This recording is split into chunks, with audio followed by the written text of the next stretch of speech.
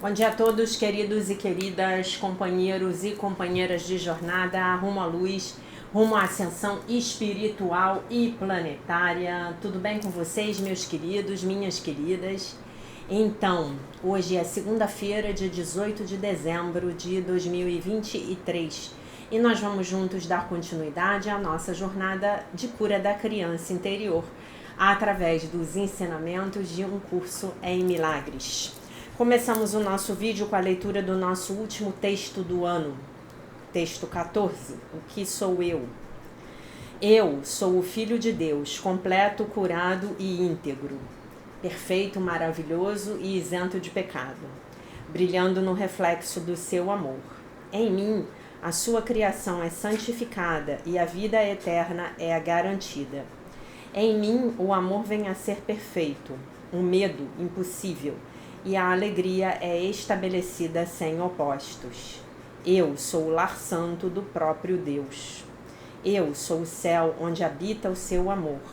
Eu sou a sua santa inocência, pois na minha pureza habita a sua própria. Agora, o uso das palavras para nós está quase no fim.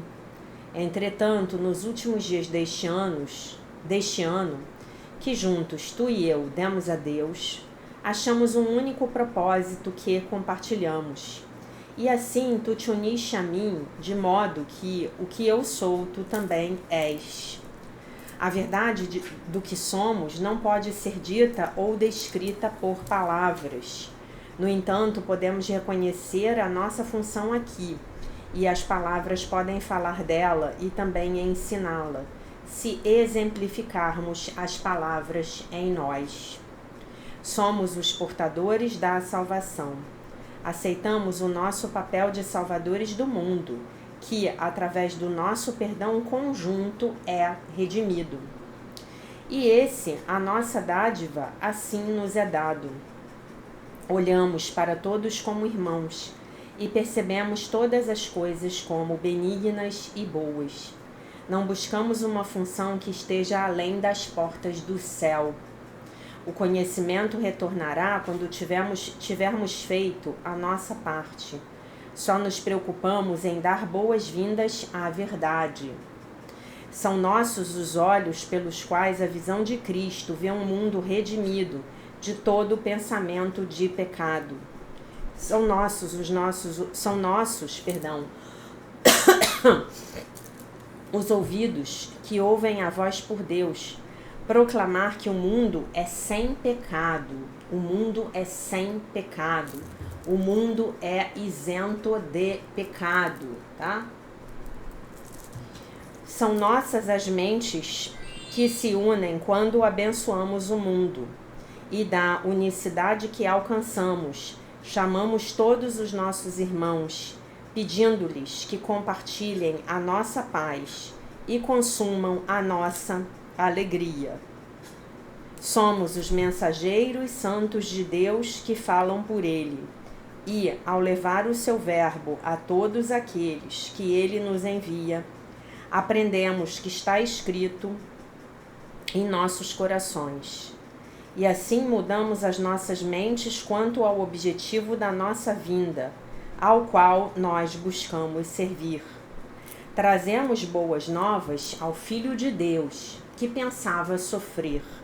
Agora ele é redimido, e ao ver as portas do céu abrirem-se diante dele, entrará e desaparecerá no coração de Deus. Que bonito, né?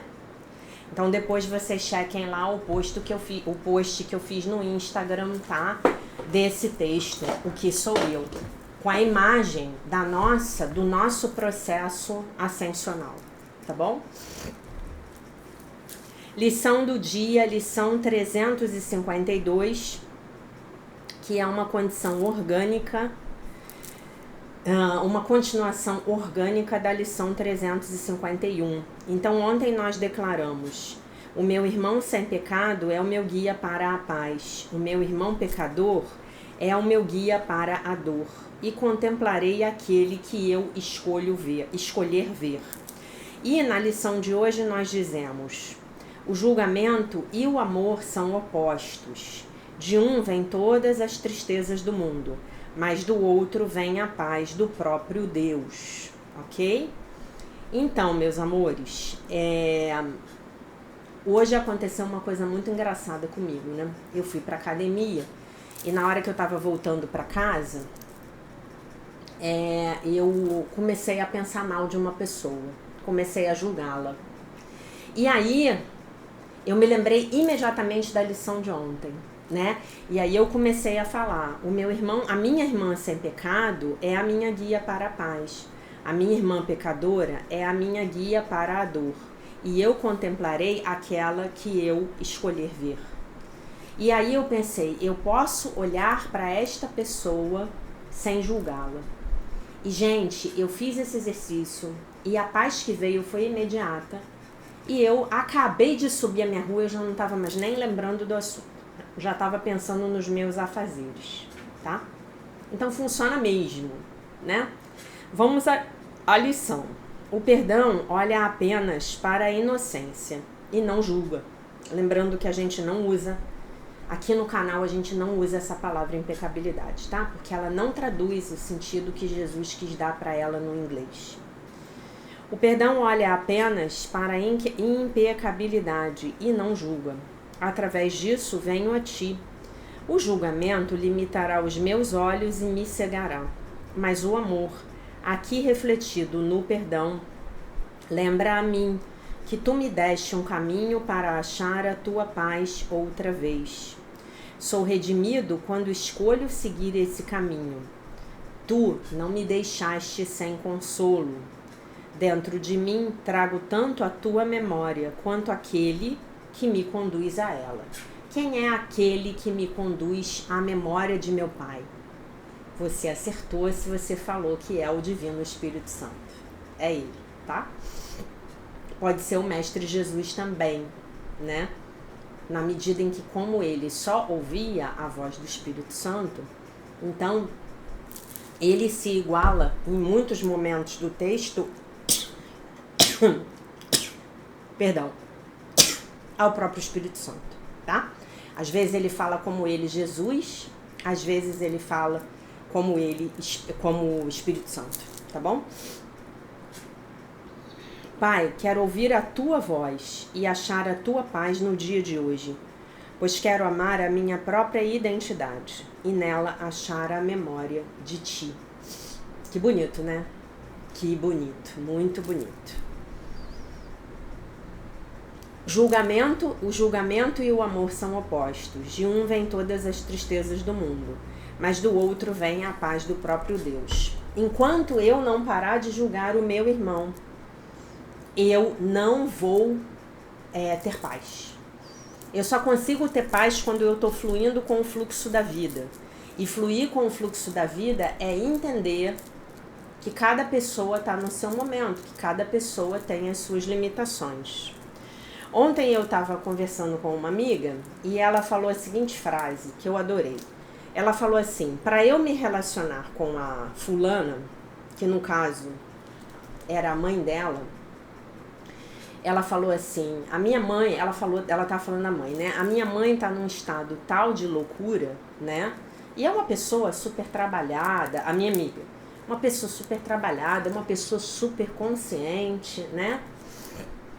E a minha mãe, ela falou, minha mãe tá num estado tal de loucura que eu, para lidar com ela, para continuar me relacionando com ela, eu tenho que ser muito cuidadosa, eu tenho que ser muito cautelosa. E aí a coisa começou a funcionar. E eu achei aquilo bacana, sabe? Eu falei assim, cara, que legal. Ela tá se adequando à limitação do estado de consciência da mãe. E ela não falou aquilo com julgamento, sabe? Ela não falou. Foi muito legal. E aí ela disse que tinha um namorado, ela é separada. E tem uma filha já de, 20 e poucos anos, né? E aí ela falou que a mãe dela conheceu o namorado, agora não tá mais com esse namorado. Mas ela conheceu esse tal desse namorado e falou pro namorado que a filha era louca. Falou, olha, você toma cuidado com a minha filha porque ela é louca. E aí, gente? E aí? Como seria uma boa maneira de lidar? Né? Obviamente foi o namorado que contou pra ela, olha, tua mãe veio e me falou que você é louca. Ah, deixa a mamãe, não tem problema, né? Não tem problema porque a mamãe tá nesse estado de consciência, né? É melhor do que ir lá brigar, mamãe, você tá querendo destruir o meu relacionamento, você falou pro fulaninho que eu sou louca. Ou então fala, fulaninho, eu sou maluca mesmo, né? Mas quem não é, né? E aí o cidadão é que vai ter que fazer o julgamento de se tá bom pra ele ficar com a maluca ou não, né? Ele que vai ter que fazer o julgamento. Agora vocês imaginem que tristeza você saber que a sua própria mãe encontrou com o seu namorado e falou pra ele que você é louca. Não é triste, né? Mas enfim, acontece. E eu achei bonito porque ela não tava falando da mãe com julgamento, sabe? Ela estava falando da mãe, na verdade, com uma grande compaixão. Porque essa mãe teve lá as agruras da própria vida e não foi procurar ajuda, não teve essa oportunidade, né? E a minha amiga, sim, teve essa oportunidade, né? Então isso é bacana, é um olhar com compaixão, né? Como é que a gente vai praticar essa lição hoje com a nossa criança interior? Da mesma forma que a gente estava praticando ontem, né? Nós vamos pedir ao Divino Espírito Santo para junto conosco olhar para uma situação dolorosa da nossa infância, na qual nós fomos muito tentados a julgar, né? Especialmente pai e mãe, né? Aquele julgamento que você fez, aquele perdão que você não deu, né? Pede ao Divino Espírito Santo para olhar para aquilo junto com você, segurando na sua mão, para olhar para o seu ego que está lá julgando, meu pai não podia ter feito isso, a minha mãe não podia ter feito aquilo foi a maior injustiça do mundo, a minha mãe me humilhou na frente dos meus colegas, né? O meu pai não queria que eu nascesse, o meu pai pediu para minha mãe me abortar, coisas do gênero, né? E aí eu acho que muita cura pode vir para você a partir disso, né? Você vai liberar nesse bloco de exercícios aí muito sentimento de culpa que está atraindo coisas desafiadoras para sua vida e muita vergonha que também está atraindo coisas muito desafiadoras para sua vida. Vamos liberar esse bloco, né? Vamos entender que quando a gente se recusa, quando nós nos recusamos a perdoar, quando nós nos recusamos a deixar de julgar, é como se aquela pessoa, aquele pai, aquela mãe, né? Eu tô falando de pai e mãe aqui porque são, como diz o Dr. Kenneth Wapnick, né? São a nossa sala de aula mais desafiadora, a nossa aula mais desafiadora aqui na Matrix, aqui no metaverso, né? Então, quando eu me recuso a perdoar, né? É mais ou menos como se eu estivesse dizendo que eu ainda estou em algum nível unida àquela pessoa, grudada. Então eu não posso soltar. Esse meu não perdão, ele faz com que eu não solte. É como se fosse uma cola, um super bonder, né? E ao mesmo tempo, quando eu continuo a julgar, deixa eu ver se eu consigo transmitir para vocês o conceito que eu estou querendo trazer, né? É como se aquela pessoa agir daquele jeito, que é o jeito da pessoa, e talvez a pessoa nem esteja interessada em mudar de forma de ser. Pode ser que eu ache que ela precisaria mudar, e isso também pode ser uma arrogância minha, tá? Mas pode ser que aquela pessoa nem esteja preocupada em mudar. Ela acha que na vida dela tá tudo bem. Mas quando eu fico presa nesse ponto, é como se eu dissesse que a má ação, a má conduta da pessoa ainda me influencia de alguma maneira. Então eu não virei um indivíduo. Eu não me individuei, usando uma palavra junguiana aqui, né? Eu não cresci. Eu não saí psicologicamente da casa de meus pais, e isso não é bom. Eu tenho que sair. Meus pais são indivíduos. Meus pais fizeram escolhas, as escolhas que foram possíveis para eles, né? E eu ainda tô lá tentando transformar, tentando combater. Não deixar de julgar, preste atenção no que eu vou falar agora. Não deixar de julgar, continuar julgando, continuar cobrando, continuar dizendo que deveria ser de outro jeito, também é uma forma de eu tentar mudar o outro, transformar o outro, consertar o outro, salvar o outro. Eu não estou respeitando o livre-arbítrio dessa pessoa. Vamos supor que o meu pai, não é o caso, tá, gente? Mas vamos supor que o meu pai, ele seja um criminoso do colarinho branco. O meu pai, ele é um político corrupto, né? E aí eu cresci, amadureci e entendi de onde veio todo aquele conforto e aquele bem-estar que eu tive na minha infância. E eu cheguei pro meu pai e falei, pai, você tem que parar com isso, olha o que você tá fazendo. E o meu pai nada, o meu pai quer continuar lá no erro. Então, o que eu preciso fazer? Eu posso hoje pegar uma parte do meu dinheiro e ajudar meu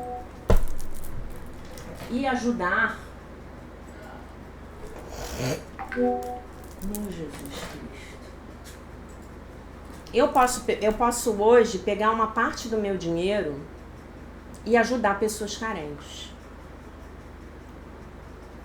Numa tentativa de retribuir, né? Supondo que hoje eu tenha um trabalho honesto, né? Eu tenho um trabalho honesto, eu vivo dignamente, eu pego uma parte do meu dinheiro e ajudo pessoas carentes, tá? Então eu estou fazendo uma certa compensação.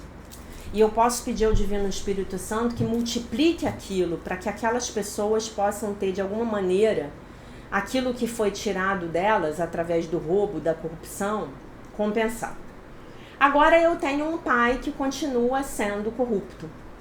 Um pai que continua sendo um político corrupto e que acha que está tudo certo. Não tem problema nenhum. E eu já tentei conversar com ele, já falei com ele, ele acha que não tem problema nenhum. Na lógica dele, ele continua fazendo o que é o correto. Não, é isso mesmo, todo mundo rouba, e se eu não roubar, alguém vai roubar de mim, e essa é a mentalidade dele, né?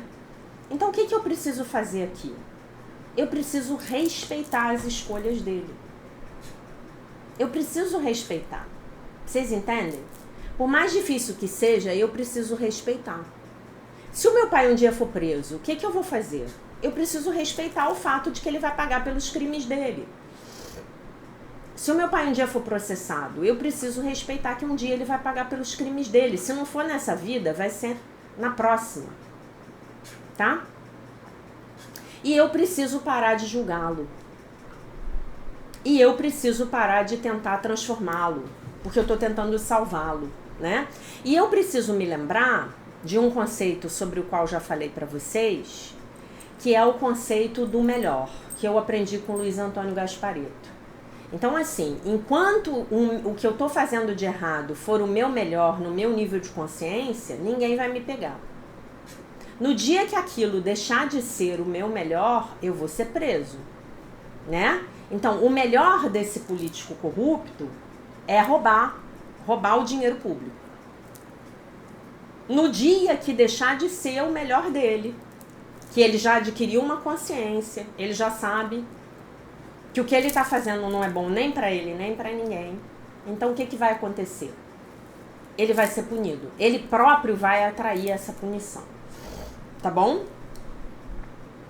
E como é que eu vou fazer para lidar com esse pai que continua roubando? Eu vou definir o nível de contato que eu quero ter com ele. Eu vou definir. E aí talvez esse conselho que a minha amiga, esse comentário que a minha amiga fez seja válido. Eu vou escolher uma forma muito cuidadosa de lidar com esse pai. Eu posso fazer um trabalho de perdão para ele, que vai ser sempre útil. Eu posso rezar por ele, né? Rezar pelo outro é sempre bom. eu posso rezar por essa pessoa, para que essa pessoa seja protegida, seja iluminada, seja guiada, para que essa pessoa possa ter um despertar, certo? Certo? Agora, o que não dá, e aí é bom até a gente estar falando sobre isso nessa semana que é a semana do Natal, né? E o Natal é um evento que mobiliza muito as nossas emoções. O Natal é um momento do ano que talvez mobilize da forma mais forte a nossa criança interior, né? O Natal nos lembra de todos os brinquedos que a gente quis e que a gente não teve, né? O Natal nos lembra de todas as vivências maravilhosas que a gente teve com as nossas famílias. O Natal nos lembra de todos aqueles surtos psicóticos que nós presenciamos com os nossos familiares. Porque se você tá aqui na jornada de cura da criança interior, a tua família era maluca, né? Tem pessoas que ficam zen, que os natais são maravilhosos. Tem outras que não, né? As pessoas bebem nas festas de final de ano. E a bebida, ela abre a caixa de Pandora, né? Sabe aquelas coisas que foram reprimidas o ano inteiro? Ou por 2 anos, ou por 3 anos, ou por 10 anos, ou por 40 anos? Né? A bebida tem esse poder, né? A bebida abre a rolha da champanhe, né? A gente estoura a champanhe para a champanhe poder sair, né? A champanhe é um bom exemplo, né? Porque ela é uma bebida gaseificada. Então aquilo tudo, aquele gás carbônico fica todo reprimido lá dentro da garrafa. Abriu, né? Então o que não dá é para eu hoje decidir que eu vou passar um Natal com meu pai corrupto, e aí eu vou chegar lá e vou começar a agredir ele e a criar caso com ele, a dizer que ele tá errado e a me sentir culpado ou culpada porque eu tô comendo o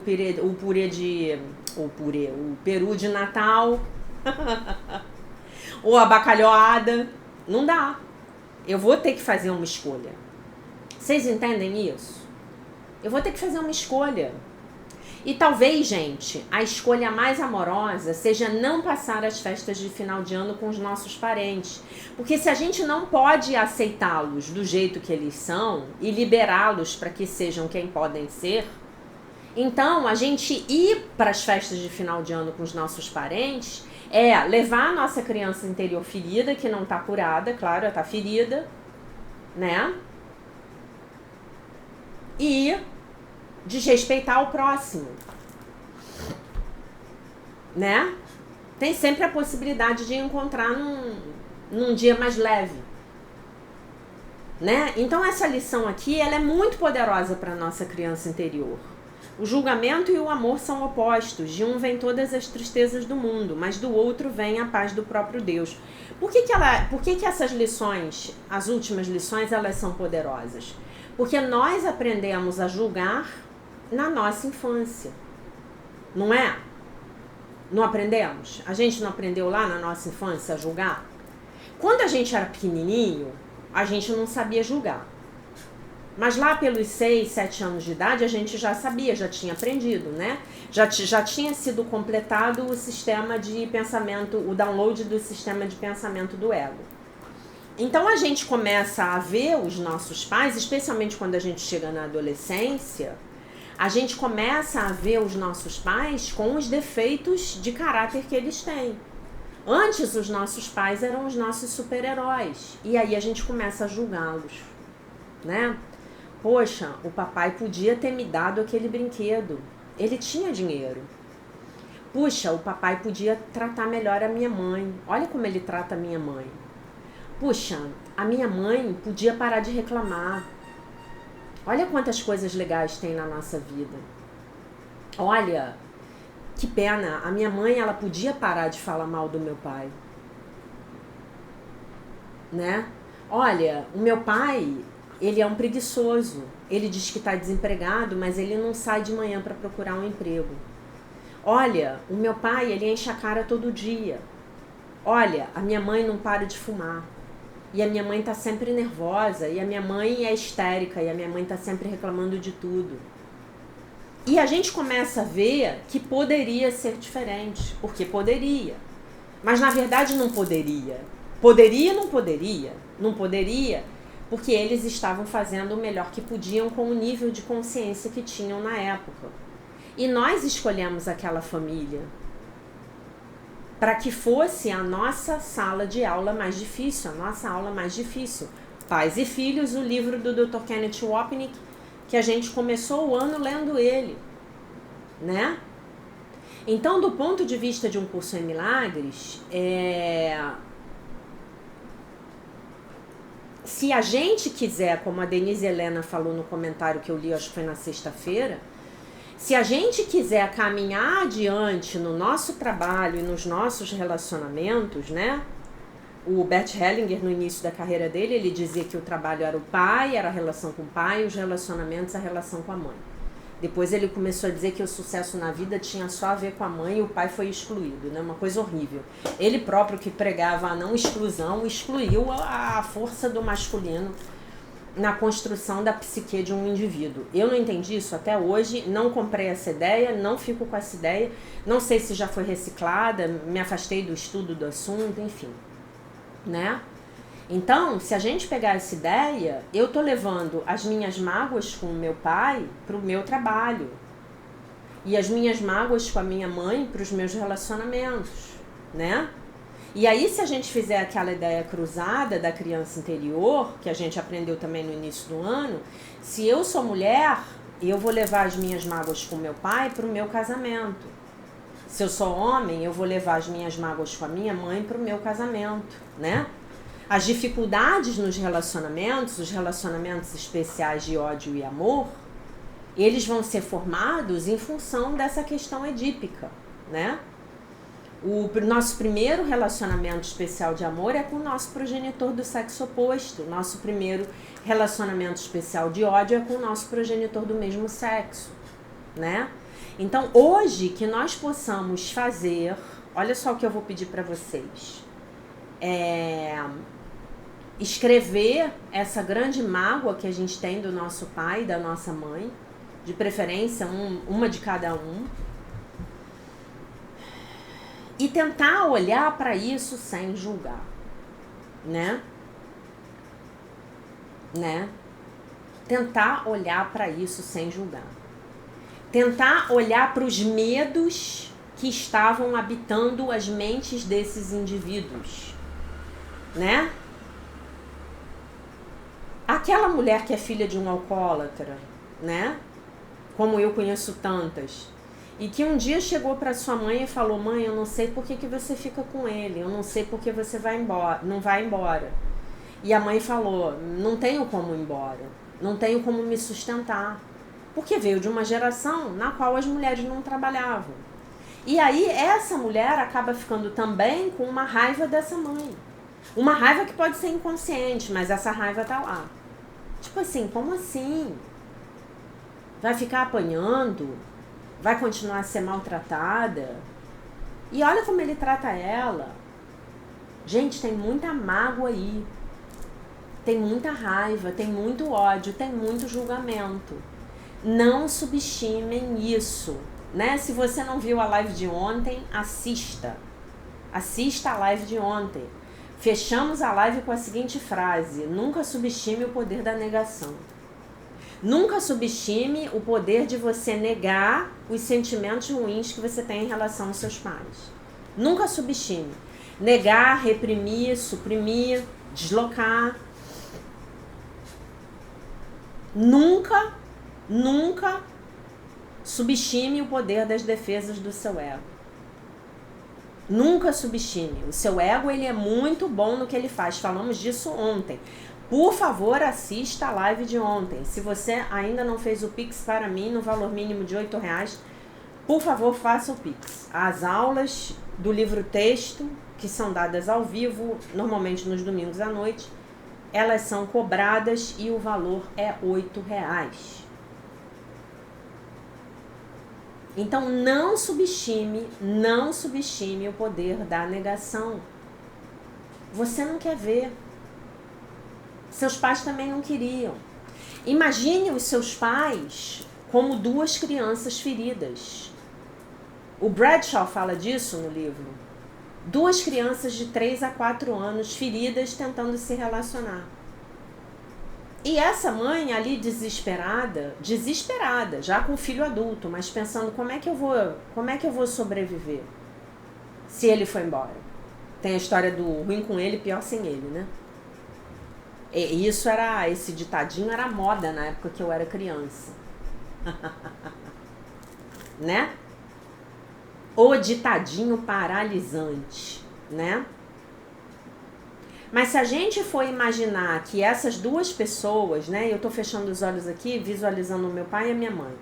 Se a gente for imaginar que essas duas pessoas, elas estavam sob a pressão de culpa e vergonha transgeracionais, de falta, de limitação, de escassez, de pecado, de culpa, de medo, de vergonha,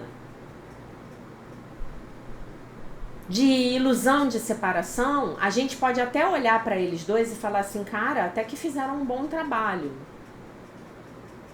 Mas enquanto eu não me permitir admitir que essa negatividade está dentro de mim, eu não vou poder amadurecer.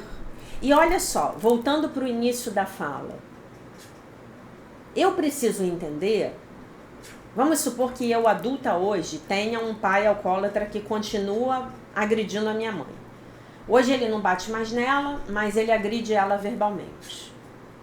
Eu preciso respeitar que essa é a relação na qual eles estão e vão continuar. Mas já que eu não aguento, eu não dou conta, então saia de perto. Não testemunhe. Como uma amiga minha falou para mim. Não tenho como testemunhar aquela relação entre o meu pai e a minha mãe. Vou embora. Ficou na casa dos pais porque passou por uma cirurgia, uma coisa simples, não aguentou ficar. Falou, não tenho como testemunhar, então vai embora. Mas respeite a casa dos seus pais. Eles encontraram uma possibilidade, num equilíbrio neurótico e doentio, de continuarem juntos, mantendo um lar onde um consegue sustentar o outro, né? Sustentar nos mais diversos sentidos, não apenas no sentido financeiro. Respeite isso. Não seja o indivíduo, o desperto chato que vai lá dizendo que eles têm que mudar. Se você estiver realmente mudando, olha o que eu vou falar para vocês. Se você estiver realmente mudando, eles vão chegar para você e vão perguntar para você o que é que está acontecendo. Respeite, eles vivem lá naquele mar de negatividade, mas é que nem um mendigo. Já falei para vocês aqui sobre a história do mendigo. Se você tirar o mendigo da rua, né, pega aquele mendigo que fica na porta da igreja que está imundo, ele chega, tem uma casquinha de sujeira em cima da pele dele. Se você pegar ele, der um bom banho nele, esfregar ele todinho, limpar ele todinho, fizer uma faxina nele, ele pode adoecer e morrer. Você tem que fazer a limpeza dele devagarzinho. Porque aquela sujeirada toda já funciona como uma defesa para ele.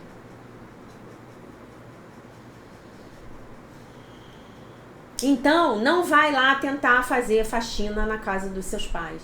Então, promete para mim hoje que se você for passar o Natal com seus pais, você vai respeitar a loucura deles. Fica lá na festa o tempo que for possível para você. É muito difícil pra gente. É muito difícil porque a gente está despertando e a gente começa a ver as mentiras das relações. A gente começa a ver as mentiras das relações. Mas é importante que vocês entendam que as pessoas não estão vendo as mentiras. Quando a criança pequena ela começa a ver, isso é muito doloroso para ela. Quando a gente chega na adolescência, que você começa a ver que tudo aquilo que o seu pai e a sua mãe criticam nos outros, eles são os primeiros a fazer, isso é muito doloroso. Mas não seja você esse indivíduo. Não seja você o primeiro a fazer aquilo que você critica nos outros. Isto é, desrespeitar o nível consciencial de cada um. E aí, nesse sentido, esse é um excelente exercício para você fazer com a sua criança interior. Ajudar a sua criança interior a lidar com o que é real. Ah, isso aqui é real. Isso aqui é possível. Isso aqui não é o ideal. Eu queria muito que fosse ideal.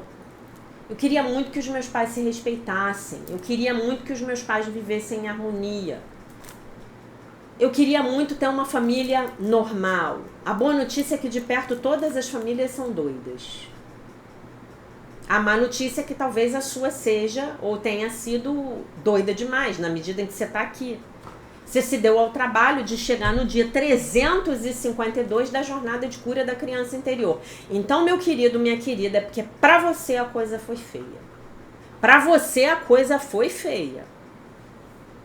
Lembrem-se dos traumas transgeracionais. Eles estão chegando aqui. A gente está fazendo o download deles. Tá? Vamos respeitar, vamos fazer o que é possível. E vamos escutar a nossa criança interior também. O que você quer fazer? Para onde você quer ir? O que você quer fazer no Natal e o que você quer fazer no Ano Novo, minha pequena criança? Com quem você quer estar? Quanto tempo você quer ficar? Agora, levar a criança que já está julgando, né? É muito triste porque às vezes você vê, como tá todo mundo no ego, às vezes você vê a criança tomando partido de um dos pais contra o outro. E esse pai que está sendo beneficiado por tomar a criança como aliada, ele não tem ideia do mal que ele está fazendo para essa criança. Porque o que ele tem que dizer para essa criança é assim, olha só. Eu sou o adulto aqui e eu vou resolver os problemas entre mim e a sua mãe. Eu sou a adulta aqui e eu vou resolver os problemas entre mim e o seu pai. Você não precisa se preocupar em me defender. Eu vou resolver. Eu sou o adulto, você é a criança. Eu resolvo os meus problemas com o meu marido. Ele é um excelente pai para você. Ela é uma excelente mãe para você. São duas coisas diferentes. O marido, a esposa, o pai e a mãe. Mas a gente no ego, a gente se apropria da criança. E a gente incentiva a criança a vir falar em nosso nome. E aí a gente começa a projetar na criança aquele progenitor que deveria ter vindo nos salvar.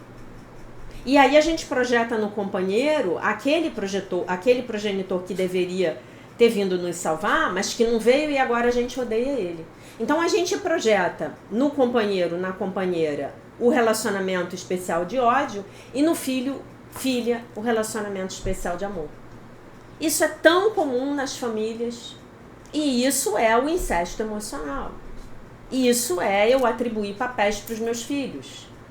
E isso tudo é ego, isso tudo é disfuncional e isso tudo destrói a vida de todo mundo. Da mãe, do pai e dos filhos. E dos avós. Gente, a tocha terrível precisa parar aqui, na gente. Então, se ainda precisamos estar com pessoas que estão em níveis de consciência diferentes dos nossos, que possamos estar com cautela. E que possamos nos lembrar que hoje o meu pai que continua roubando lá, sendo um político corrupto, é ele. Ele está fazendo as escolhas dele. Eu não faço essa escolha. Eu escolho ter um trabalho digno e honesto. Mas eu respeito a escolha dele. Pronto, aí eu me separei. Enquanto eu estou julgando, eu estou achando que aquilo é meu e está me envergonhando de alguma maneira. E pode realmente estar me envergonhando. Eu posso ter um amigo da empresa que fala assim, cara, o teu pai é esse político aqui? É ele sim. E eu posso ter muita vergonha. Mas quando eu cresço emocionalmente, e eu só posso crescer emocionalmente a partir do meu contato com Deus, quando eu cresço em Deus, eu entendo que sim, ele é o meu pai. Mas a escolha que ele faz com relação a como ganhar o dinheiro é assunto dele. Ele está lúcido. Ele é maior de idade, ele é vacinado, né, como a gente diz. Ele está em pleno poder das faculdades mentais dele e ele escolhe continuar sendo um político corrupto. Então eu vou deixar ele lá com as escolhas dele. E eu vou ficar com a minha escolha. Agora eu posso me apropriar da minha escolha. Qual é a minha escolha? Não julgar, não condenar. Entender que ele ainda precisa estar naquele momento dele. Eventualmente aquilo vai passar. Enquanto eu continuar julgando, eu tô embolada com aquilo. Enquanto eu estiver embolado com aquilo, a minha vida não vai para a frente. Nem no trabalho, nem nos relacionamentos, porque eu levei, como a Denise Helena comentou, as minhas faltas, os meus julgamentos, as minhas cobranças para o meu trabalho e para os meus relacionamentos. Então eu vou ter que em algum momento falar assim, bom, o que eu recebi foi isso, beleza. É com esse limãozinho aí chupado que eu vou ter que fazer a minha limonada. O restante, eu vou pedir a compensação a Deus. O restante, eu vou fazer por mim. E por que que eu julgo? Por que que eu julgo? Por que que eu julgo? Por que que é tão difícil para mim parar de julgar? Porque no fundo, eu sou muito culpado. Eu sou muito culpada. No fundo, alguma coisa na minha criação me deu a entender que eles eram daquele jeito, que eles viviam aquela vida, porque a culpa era minha. Eu era culpada daquele casamento horroroso. Eu cheguei na hora errada. Eu não deveria ter vindo. Eu fui mais uma boca para eles alimentarem. Eu nasci e o meu irmão não pôde nascer porque foi abortado. Eu tenho culpa. Essa culpa pode vir dos mais diversos lugares. Eu tenho culpa porque meu pai e minha mãe se casaram sem amor. Eu tenho culpa porque meus pais foram obrigados a se casar. Eu tenho culpa porque meus pais passaram fome. Eu tenho culpa porque meus pais passaram uma guerra. Eu não sei. Então o que eu faço? 2022. Meu Divino Espírito Santo, por favor, me ajude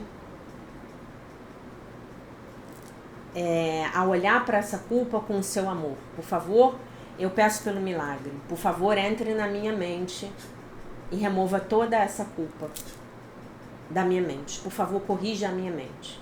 Eu preciso de um milagre. Por favor, me dê um milagre. Tá bom? É assim que eu resolvo isso. Tenham atenção com o Natal de vocês, tá? É importante. Natal e Ano Novo.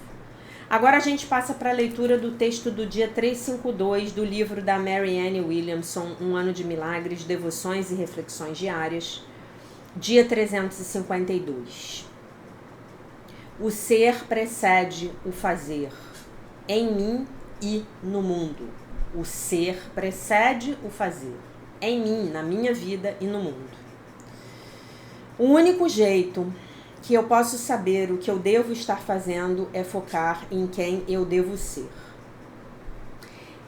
Há coisas importantes que Deus gostaria que eu fizesse, mas eu sou responsável por me tornar o receptáculo através do qual Ele pode trabalhar. Ele, Deus. Deus só pode fazer por mim se eu permitir que Ele trabalhe através de mim. Já falamos disso 100 de vezes desde 2021. Ao colocar o meu foco em quem Deus gostaria que eu fosse, colocar o meu foco em quem Deus gostaria que eu fosse, que eu seja, é a única forma segura de chegar perto de discernir, de mesmo chegar perto de discernir o que Deus quer que eu faça, o que Deus gostaria que eu fizesse, e de ser capaz de fazer isso. O ser precede o fazer, em mim e no mundo. A oração. Querido Deus, por favor, me faça quem você quer que eu... faça de mim quem você quer que eu seja, para que eu possa fazer aquilo que você quer que eu faça, que eu possa incorporar o amor e estender a paz. Porque somente eles, o amor e a paz, podem mudar o mundo. Amém. Tá? Eu posso traduzir de uma outra forma também, né? Querido Deus, por favor, faça de mim quem você gostaria que eu fosse, para que eu possa fazer aquilo que você gostaria que eu fizesse, que eu possa incorporar o amor e estender a paz, porque apenas o amor e a paz podem mudar o mundo. Amém. Então, gente, o ser precede o fazer, em mim e no mundo. De que forma isso cola com o que eu falei antes? Primeiro eu preciso ser e mudar a minha consciência. Primeiro, os meus pais precisam fazer a escolha de expandir a consciência deles, para que aí eles possam ter ações diferentes no mundo e, portanto, terem uma vida diferente. A boa notícia é que se você estiver vendo os seus pais sofrendo horrores e você já tiver feito com muita humildade algo para tentar ajudá-los e essa ajuda foi gentilmente recusada, então você pode ter certeza de que a vida é eterna. Se eles não aprenderem nessa vida, eles têm mais 25.700 anos para aprender. Várias vidas pela frente. A vida é eterna. Eles são seres eternos. Se conecte com a essência deles. Eles são também os filhos de Deus perfeitos, inteiros, completos, maravilhosos, curados, íntegros, isentos de pecado. E peça ao Divino Espírito Santo para que limpe dentro da sua mente toda a culpa que, ao você projetar, está trazendo para a sua percepção as coisas ruins que estão acontecendo com eles. Tá bom? Lembrando a lição do dia, o julgamento e o amor são opostos. De um vem todas as tristezas do mundo, mas do outro vem a paz do próprio Deus. Vocês vão ver que, ao fazerem isso, a criança interior de vocês vai ter uma paz que vocês nunca tinham experimentado antes, que é a paz da confiança no fluxo da vida, é a paz da confiança em Deus e é a paz do não julgamento. Que cada um fique onde pode estar, onde puder estar, tá bom? Não deixem de assistir a live de ontem. A live de ontem foi muito legal, tá? E foi um pouco mais curta, então você pode botar ela para tocar aí enquanto você tá fazendo alguma outra coisa. Tá bom? Enquanto você está dirigindo, ou enquanto você está no táxi, ou enquanto você está na esteira, na academia, malhando, tá bom? Então, meus amores, esse era o recado que eu tinha pro dia de hoje. Eu deixo vocês com a paz de nosso Senhor Jesus Cristo, com um beijo imenso. E se Deus quiser, nós nos vemos novamente amanhã.